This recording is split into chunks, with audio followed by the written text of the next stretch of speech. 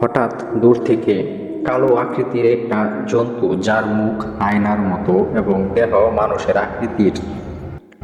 জন্তুটার পুরো দেহ অনেক বড়, তার সারা শরীর বড় বড় লোম নিয়ে ঢাকা, খুব ভয়ানক আকৃতির। আর তার উচ্চতা প্রায় 10 থেকে 12 ফুটের মতো। আর জন্তুটার হাতে একটা সদ্যমৃত লাশ। জন্তুটা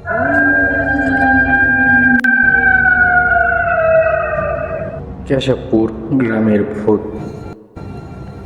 আজ থেকে প্রায় 20 বছর পূর্বে কেশবপুর নামক এক গ্রামে প্রতিদিন রাতে 2 থেকে 3টা অপমৃত্যুর ঘটনা ঘটত। সবাই একটা আতঙ্কের মাঝে থাকত। প্রয়োজন ছাড়া বিনা প্রয়োজনে সন্ধ্যার পরে কেউ ঘর থেকে বের হতো না, কারণ কারো জীবন নিরাপদ ছিল না। জীবন নিয়ে সবাই সংশয়ে ছিল। এভাবে প্রতিদিন চেনা অচেনা লোকের মৃত্যু ঘটেই চলছে। কারো ঘাড় মটকানো, কারো লাশের মুখ গর্ত করা, আবার কোনো লাশের চোখ উপড়ানো বা কোনো লাশের চোখ নেই ইত্যাদি। তবে সবচেয়ে আশ্চর্যজনক ঘটনা হলো, লাশগুলো প্রায় এক জায়গাতেই পাওয়া যেত। এইসব ঘটনার ফলে গ্রামের কয়েকজন যুবক মিলে যেই স্থানে লাশ পড়ত, ঠিক সেই জায়গায় একটি বড় শিমুল গাছে উঠে রাতের বেলায় থাকার সিদ্ধান্ত নিল। উদ্দেশ্য হলো, কে বা কারা এই হত্যাকাণ্ড ঘটায় তা স্বচক্ষে দেখা। বেশ কঠিন অভিযান। ওরা সংখ্যায় 5 জন ছিল। মুরব্বী ও অভিভাবকদের অজান্তে তারা এই সিদ্ধান্ত নিল, কারণ কোনো মুরব্বী এই অভিযানে ছেলেদের যেতে দিবে না। এক চাঁদনি রাতে ওরা 5 জন শিমুল গাছের মগডালে বসে অপেক্ষার প্রহর গুনছে।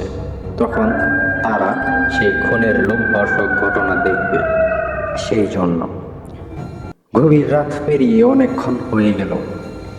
এবার দেখল, হঠাৎ দূর থেকে কালো আকৃতির একটা জন্তু, যার মুখ আয়নার মতো এবং দেহ মানুষের আকৃতির। জন্তুটার পুরো দেহ অনেক বড়, তার সারা শরীর বড় বড় লোম নিয়ে ঢাকা, খুব ভয়ানক আকৃতির।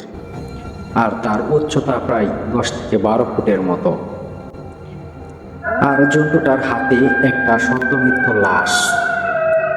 জন্তু শিমুল তলায় আস্তে আস্তে এসে হাত থেকে লাশটাকে মাটিতে রাখলো।